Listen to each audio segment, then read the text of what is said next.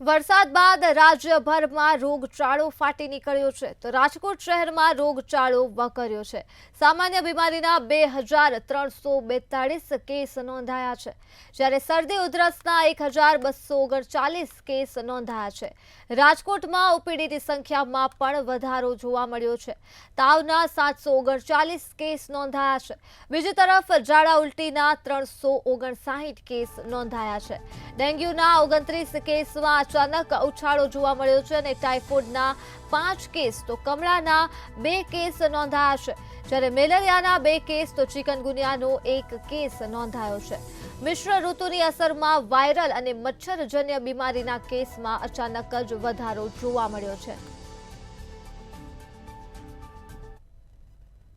જે રાજકોટ મહાનગરપાલિકાના વિવિધ આરોગ્ય કેન્દ્ર, પીડીઓ અને પીકેજ હોસ્પિટલ ખાતે જે IHIPના આંકડા નોંધાય છે તે મુજબ જે છે ગત સપ્તાહે છે મેલેરિયાના 2 કેસ, ડેન્ગ્યુના 29 કેસ અને ચિકનગુનિયાના ટોટલ 1 કેસ છે નોંધાયેલા છે। આ ઉપરાંત શરદી ઉધરસ અને તાવના કેસીસમાં પણ જે આંશિક છે ઉછાળો નોંધાયેલો છે। શરદી ઉધરસ તાવના છે અરાઉન્ડ 2000 જેટલા કેસીસ છે નોંધાયેલા છે।